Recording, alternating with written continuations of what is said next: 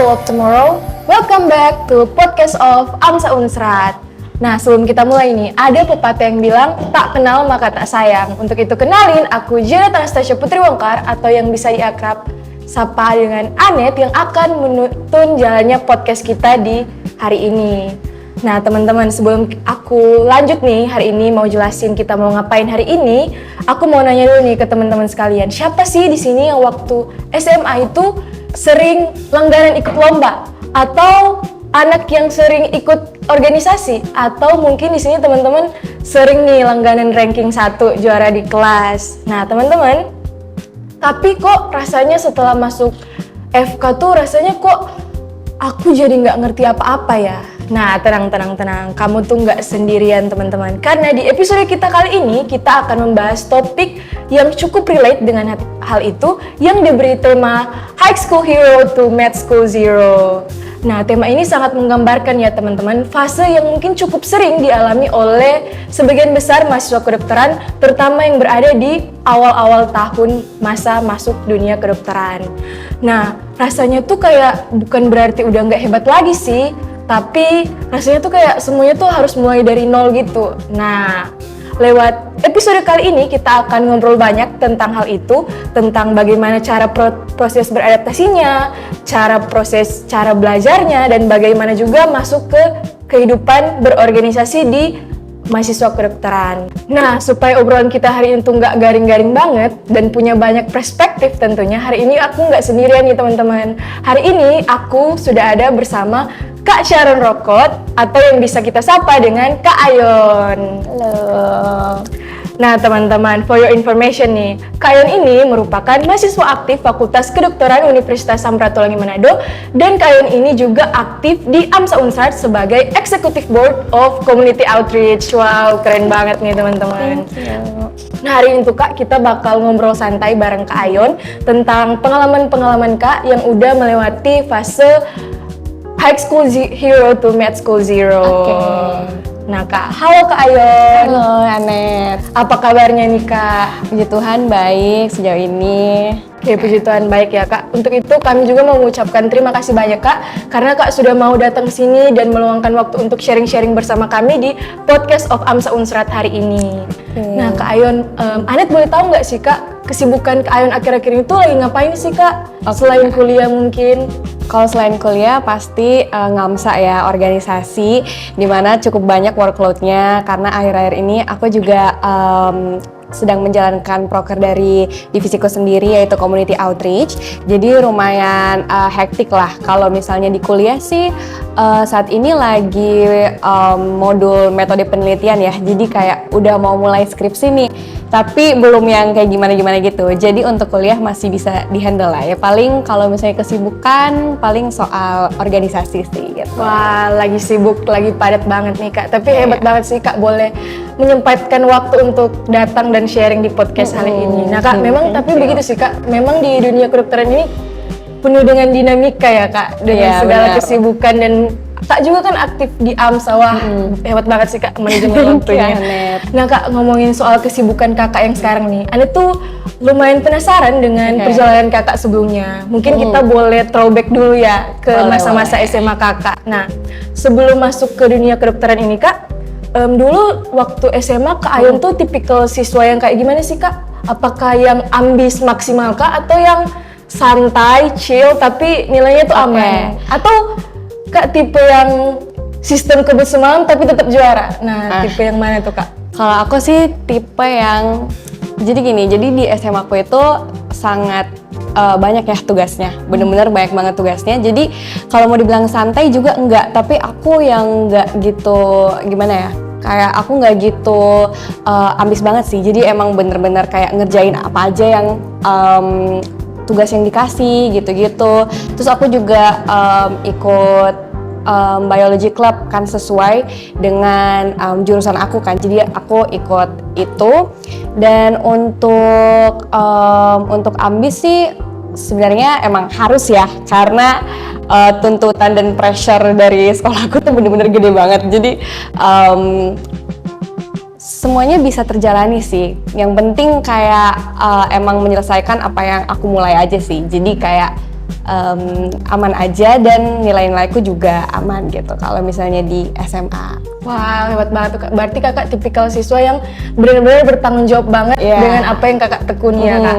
Nah, Kakak juga tadi kan aktif berorganisasi, berarti udah sejak SMA kan nih Kak. Berarti udah, wah keren banget tuh Kak. Nah, setelah mungkin Kak masuk ke dunia kedokteran pasti ada momen kontrasnya gitu nggak sih Kak? Pasti. Momen yang bikin Kakak tuh mungkin mikir kayak, wah ini kayaknya udah beda level nih.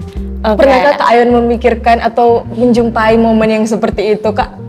Tentu pernah. Even sebelum aku masuk ke kedokteran juga aku kayak mikir, kayaknya kalau misalnya aku masuk kedokteran nih, apakah aku yang paling jadi yang nggak tahu apa-apa gitu-gitu kan, karena kayak kita masuk kedokteran kita ketemu anak-anak dari SMA lain gitu-gitu kan yang mungkin lebih berprestasi gitu-gitu. Jadi aku awal-awal masuk jujur sebenarnya agak takut dan agak kayak minder gitu kan, kayak apakah aku bisa keep up dengan yang lain gitu pas aku masuk FK. Nah justru kekhawatiran itu justru yang membuat aku kayak pengen push through terus dari SMA. Jadi kayak aku kebetulan SMA aku juga udah mulai belajar sedikit nih tentang kayak kedokteran. Jadi aku minimal punya dasar lah saat masuk kedokteran. Jadi pas masuk itu aku emang ngerasa culture shock gitu dengan sistem-sistemnya yang beda kan dari SMA karena pakai sistem modul, bahas skenario gitu-gitu kan. Jadi itu membuat aku kayak aku ingat-ingat lagi masa-masa belajar aku waktu di SMA. Jadi aku minimal punya bekal gitu saat memasuki di dunia kedokteran. Tapi bukan cuman soal akademiknya nih, mungkin karena academic pressure yang udah diberikan SMA aku dulu, jadi aku bisa manage gitu pas aku masuk ke FK. Jadi menurut aku lebih mudah untuk menjalani dan aku bersyukur sih karena dengan tugas-tugas yang begitu banyak, project-project dan lain-lain waktu aku dapat dari SMA, itu aku bisa pakai mentality itu pas aku masuk FK gitu. Wah menarik banget dong Kak, berarti transisi Kakak dari masa SMA masuk ke dunia kedokteran itu ternyata lumayan smooth ya Kak, karena Kakak udah dibekali ternyata mungkin dari SMA, dan itu nggak semua orang sih Kak bisa yang kayak gitu. Jadi Kak Ayon ini termasuk salah satu yang itu, dan kayak wah. Nah Kak, menurut Kakak yang bikin proses Kakak tuh menjadi lebih lancar itu apakah sistem belajarnya tuh Kak masih sama Kak atau bagaimana Kak? Jadi sistem belajar sih pastinya nggak sama, karena kalau di FK kan kita belajar berdasarkan skenario kan yang dikasih setiap modul. Nah kalau dari aku, dari SMA aku tuh dia pilih pelajaran sendiri dan aku pilih pelajaran yang berbau IPA gitu. Jadi mulai dari situ aku udah belajar sedikit nih mengenai kedokteran, karena yang dipelajari itu bukan memang biologi secara ini kan secara umum, tapi ada juga bagian-bagian yang belajar mengenai anatomi tubuh manusia dan lain-lain. Jadi menurut aku itu membekali aku banget pas aku masuk FK gitu. Sama juga mungkin terkait tugas-tugasnya sih yang aku dapat dari SMA, mungkin karena kebanyakan mengerjakan paper dan project, jadi dan sudah terbiasa untuk bekerja sama dengan orang lain. Jadi pas masuk FK kan kita dibentuk tutor kan, jadi kayak kita tuh nggak kerja sendiri. Jadi itu mungkin udah melatih aku untuk nggak individualis nih dalam mengerjakan sesuatu. Jadi itu sih yang menurut aku yang mempermudah saat aku masuk FK. Wah, kece banget tuh Kak. Berarti Kak udah dimulai dari SMA kayak udah mulai terbiasa gitu ya Kak, kayak tutor-tutor gitu. Jadi Kak udah nggak secara langsung kayak udah nggak individual gitu. Jadi pas masuk di FK yang metodenya begitu, jadi Kak udah nggak terkejut ya Kak dengan hal seperti itu. Betul banget sih Kak. Nah, tadi kan Kakak bilang kalau Kakak pernah nih mengalami yang kayak momen beda level itu. Yes. Nah, apakah setelah Kakak mengalami momen beda level itu, tadi juga Kakak udah bilang kalau misalnya cara belajar Kakak dan dari SMA dan FK tuh lumayan beda ya Kak. Nah, mungkin Kak Ayon boleh membagikan tips and trick cara belajar dari Kak Ayon yang versi sekarang tuh kayak gimana sih Kak? Oke, waduh tips and trick ya. Yes. Ini aku agak gimana nih kalau tips and trick, karena biasanya aku cuman memang aku tipenya belajar yang aku harus nyatet. Jadi setiap diberikan PPT atau apa gitu dari dokternya, itu aku langsung nyatet, aku langsung annotate dari PPT-nya langsung. Dan itu membuat aku membantu banget karena aku juga tipe yang visualis, jadi apa yang aku catat itu aku harus baca dan biasa aku kasih warna-warni gitu ya, jadi kayak mempermudah untuk aku membaca gitu. Dan juga aku suka pakai aplikasi namanya Notion, ini nggak di endorse gitu, tapi itu aplikasi bagus banget guys. Jadi buat kalian, aku biasa bikin tabel-tabel di situ. Jadi nama-nama penyakitnya dan lain-lain. Dan itu mempermudah aku banget saat aku mau belajar ujian karena aku tinggal buka dari tabel tersebut gitu. Oke Kak, jadi Kakak tuh tipe yang visualis ya Kak? Iya, yang benar. Jadi teman-teman, buat teman-teman FK yang sekarang masih struggle dengan cara belajar yang tepat, mungkin boleh dicatat tips and trick dari Kak Ayon. Dan mungkin bagi teman-teman yang masih SMA dan bercita-cita masuk ke dunia kedokteran, boleh banget tuh dicatat tips and trick belajar dari Kak Ayon. Nah Kak, meskipun nih kita udah nemu nih cara belajar yang cocok, Kak Ayon udah nemu nih cara belajar Kak Ayon yang cocok. Nah tapi kadang tuh nggak menutup kemungkinan bahwa ada tekanan-tekanan dari lingkungan sekitar, baik itu dari internal mungkin maupun eksternal. Nah setelah Kakak masuk ke dunia kedokteran atau FK ini Kak, kan isinya tuh biasanya anak-anaknya pada pinter-pinter semua nih Kak. Nah Kakak, apakah Kakak pernah merasa jadi biasa aja nih dibandingkan teman-teman seangkatan Kakak yang lain kah? Oh ya, tentu pernah ya. Jadi kita di sini kan kita dikumpulin dari SMA-SMA lain gitu yang mungkin udah berprestasi dan lain-lain. Terus kita dikumpulin satu tempat berdiskusi untuk hal yang sama. Itu pasti ada perbedaan ya dari setiap masing-masing individu. Even janganlah satu angkatan, even di teman tutorku sendiri, aku masih bisa kayak merasakan kalau misalnya wah aku nih masih kurang gitu-gitu. Itu pasti tentu mostly dirasain anak FK gitu. Tapi menurut aku justru itu hal yang bagus kalau misalnya kita tahu kalau kita tuh merasa kurang, jadi kita bisa improve dari situ.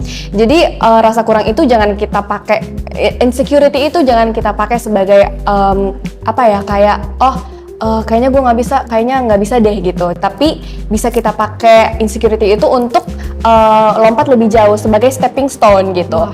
Menurut aku hal-hal kayak gitu justru kalau kita sadar itu justru bagus karena bisa menjadi batu loncatan kan untuk kita. Dan untuk menanganinya pasti kita harus belajar lebih lagi. Dan mungkin untuk belajar kalau misalnya nih kita cuma belajar, teman-teman yang lain belajar 5 jam bisa dan kita cuma 3 jam bisa, itu nggak apa-apa banget karena know your limit itu juga bagus banget. Tapi untuk push through juga harus gitu. Jadi menurut aku harus balance aja sih dari dari keinginan untuk istirahat dan juga belajar. Nah, dan juga jangan lupa untuk perhatiin well-being kita dan mental health kita karena workload yang cukup banyak itu pasti pressure-nya ke kita juga kayak dari mental kita tuh itu berdampak banget. Jadi kalau aku sih, kalau misalnya aku udah tahu nih batas aku di mana, aku biasanya lakuin hal-hal yang aku suka atau hobi-hobi aku. Jadi itu membantu banget sih untuk aku menjalani pre-FK-an ini. Wah, berarti Kak tergolong orang yang cepat mampu beradaptasi dengan baik ya Kak. Wah, gila banget sih guys. Dan Kak, cara Kakak ternyata menangani hal-hal pikiran-pikiran yang kayak gitu, justru Kakak membuat itu menjadi suatu semangat ya Kak buat Kak Ayon. Bener. Oke teman-teman, ini bisa banget buat kita sebagai mahasiswa kedokteran buat menjalankan tips and tricks dari Kak Ayon ini. Karena bagaimana tekanan-tekanan itu bukannya menambah tekanan bagi diri kita, justru itu bagi Kak Ayon tadi, Kak Ayon buat improve, semakin improve. Betul banget sih teman-teman. Nah Kak, tadi kita udah ngobrol-ngobrolin tentang masa SMA Kakak dan juga cara Kakak beradaptasi di dunia kedokteran ini. Sekarang aku tuh lumayan penasaran nih Kak. Tadi juga udah di-mention bahwa Kakak itu merupakan salah satu member aktif sebagai Executive Board di AMSA Unsrat, Executive Board of Community Outreach ya Kak. Nah, kenapa sih Kakak memilih untuk tetap aktif di AMSA Unsrat di tengah kesibukan Kakak yang lain kayak Oke. Mungkin karena aku kayaknya suka aja sih untuk berinteraksi sama orang gitu. Kayaknya kalau misalnya aku nggak ikut AMSA nih, aku nggak ngapa-ngapain nih. Dan mostly kayak aku pengen mostly kayak nanti preklinikku nggak punya momen apa-apa. Jadi aku berusaha mengumpulkan momen sebanyak mungkin, mulai dari organisasi itu kan di dalamnya aku ikut kepanitiaan dan juga aku interaksi sama orang, dan juga seperti sekarang ini nih diundang sebagai narasumber, itu kan mengikuti organisasi membuka pintu-pintu dan juga kesempatan-kesempatan baru. Jadi dan preklinik ini nggak bisa diulang kan. Jadi aku ya just make most of it. Jadi aku benar-benar memanfaatkan waktu yang singkat ini, karena nanti kalau udah koas atau kita udah jadi dokter mungkin kita nggak punya waktu sebanyak ini untuk explore banyak hal gitu. Jadi aku milih tetap di AMSA dan aktif menjadi sebagai member AMSA untuk memperbanyak memori-memori aku sendiri dan juga pengalaman selama preklinik. Oke, jadi bagi Kak Ayon itu AMSA itu bukan distraksi ya Kak, Iya. melainkan tempat pulang Kakak atau safe place lah bagi Kakak di tengah tekanan di dunia kedokteran ini ya Kak. Bener. Wah, keren banget sih guys. Nah Kak, tapi sering juga muncul kekhawatiran nih, kan Kakak juga udah aktif nih berorganisasi sejak masa SMA. Mungkin di sini juga ada teman-teman Kak yang mungkin masih struggle dengan mereka tuh punya kayak pemikiran-pemikiran yang kayak gini Kak. Bisa nggak sih IPK tuh nggak jadi korban di tengah sibuknya organisasi? Nah, mungkin Kak Ayon boleh membagikan tips Kak. Oke, bagi aku sih sejauh ini IPK aku aman-aman banget, dan juga aku ikut organisasi, dan menurut aku sih sebenarnya itu tergantung dari pribadi kita masing-masing ya. Kalau misalnya kita emang mau mengerjakan sesuatu dengan niat, itu pasti hasilnya juga bagus gitu. Menurut aku untuk tahu aja sih untuk memanage waktu dengan baik. Kayak tahu apa yang kuliah, ini porsinya kuliah, ini porsinya organisasi. Menurut aku itu yang paling penting, karena kayak kalau misalnya kita bisa membagi waktu sesuai porsinya masing-masing itu kita bisa nyampe di goals itu. Misalnya IPK kamu juga tercapai, terus juga organisasi kamu, kepanitiaan kamu juga kamu selesaiin dengan baik. Jadi memanage waktu itu memang sangat penting di FK, karena kamu 24 jam itu menurut aku kurang di FK. Jadi harus dari kamu sendiri yang memanage itu. Dalam 24 jam itu kamu lakuin apa aja yang bisa kamu lakuin gitu. Jadi tapi jangan lupa juga istirahat kayak tadi untuk menjaga well-being kamu kan. Jadi itu sih kayak tahu porsinya masing-masing, apa yang untuk kuliah, apa yang untuk organisasi gitu. Oke Kak, jadi kuncinya tuh Kak di skill manajemen waktu ya Iya. Kak. Iya sih, emang penting banget sih buat kita, apalagi kita tuh masuk kedokteran yang dipersiapkan untuk menjadi tenaga medis di masa depan. Skill manajemen waktu itu sangat-sangatlah penting, bener banget tuh Kak Ayon. Nah Kak, ngomongin soal adaptasi dan manajemen waktu nih Kak, ini tuh relevan banget buat mahasiswa baru. Nah, mungkin untuk maba kedokteran yang lagi ngerasa kok aku paling ketinggalan sih, menurut Kakak mereka tuh harus ngapain sih Kak? Oke, kalau misalnya baru masuk FK nih, itu wajar banget punya perasaan kayak, wah ini kayaknya nggak bisa deh, apakah aku kurang di sini ya, apakah ini emang bukan jurusanku. Itu emang bener-bener itu wajar banget untuk masih semester awal. Tapi menurut aku sih kayak untuk semester-semester awal ini justru kayak apa ya, kamu tuh kan sebelum masuk FK kamu tahu nih kamu bakal jadi dokter dan lain-lain. Nah, anggap aja ini sebagai apa ya, kayak bendera start kamu untuk menuju cita-cita kamu gitu. Jadi untuk merasa kurang itu nggak apa-apa, karena apalagi kita sebagai dokter itu kan untuk menjadi dokter kan kita adalah long life learning ya, long life learner. Jadi nggak ada yang pernah cukup gitu. Even kamu udah mau koas, mungkin ada ternyata hal-hal yang banyak kamu nggak tahu. Pas kamu jadi dokter juga, oh ternyata masih banyak hal yang kamu nggak tahu. Jadi kamu belajar terus. Begitu juga di jenjang-jenjang tingkat pendidikan selanjutnya. Jadi menurut aku mungkin nggak usah merasa minder atau insecurity yang boleh insecure, tapi itu menjadi stepping stone kamu. Karena untuk sadar kita tuh kurang akan sesuatu itu juga bagus gitu. Jadi untuk yang semester awal semangat aja, karena mungkin kerasa berat tapi dulu ini yang kamu semogakan gitu. Jadi semangat untuk semester awal gitu. Oke, wah daging banget sih Kak, pesannya kayak menyentuh di hati ya Kak. Nah, kalau tadi nih Kak udah memberikan pesan buat yang udah masuk nih ke dunia kedokteran. Sekarang mungkin kita boleh geser dikit ke mungkin adik-adik SMA yang mungkin saat ini bercita-cita Kak masuk FK tapi mungkin masih minder. Nah, apa sih pesan Kakak buat mereka-mereka? Oke, menurut aku mungkin ini juga untuk teman-teman SMA mulai dari negeri dan swasta. Apalagi kalau misalnya mau masuk FK dari swasta ke negeri itu kan biasanya orang langsung pada minder karena kayak SMA aku nggak favorit gitu-gitu. Sebenarnya nggak apa-apa guys, itu wajar banget dirasain. Dan menurut aku sih yang paling penting kalau misalnya satu pintu tertutup masih banyak pintu-pintu yang lain, masih ada SNBP, SNBT dan juga Mandiri. Jadi menurut aku teman-teman gak usah merasa minder nih kalau misalnya mau masuk, karena aku juga dari SMA swasta kan, dan bener-bener kayak jujur minder dari dengar-dengar SMA yang lain tuh pada ada banyak alumni-alumninya yang masuk gitu.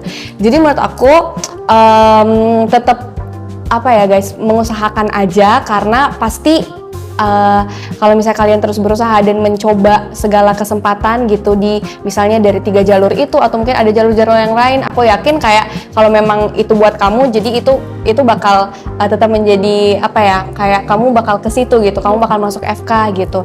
Dan juga mungkin untuk teman-teman SMA mungkin kayak kalau misalnya kalian apa ya dari SMA kalian mungkin misalnya kayak dari SMA aku tuh kayak nggak kurang mendukung gitu kalau misalnya mau masuk negeri, itu nggak apa-apa guys, kalian berusaha sendiri aja. Misalnya kayak les online dan lain-lain, itu juga membantu banget untuk sebagai stepping stone kalian untuk masuk ke FK gitu. Dan pas udah masuk, justru di dalam itu kamu sebenarnya nggak perlu yang pintar-pintar banget, tapi resilient, yang dimana kamu harus tetap berusaha menangkis segala sesuatu. Dan kalau menurut aku sih resilient itu yang paling penting biar kayak kita bisa mencapai goals kita gitu, yaitu menjadi dokter gitu sih.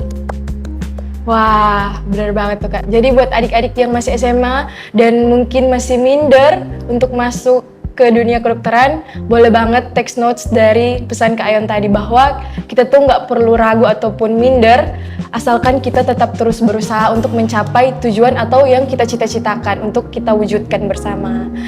Nah Kak, dari obrolan kita hari ini tuh guys, buat kesimpulan bahwa setiap fase itu pasti ada prosesnya. Yang bikin beda tuh cuma satu, siapa yang memilih tetap jalan walaupun pelan.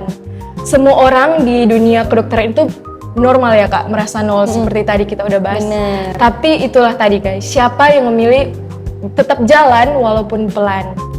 Mungkin saat ini kita tuh bukan berubah dari hero menjadi zero, tapi dari hero kecil ke hero yang lagi di training.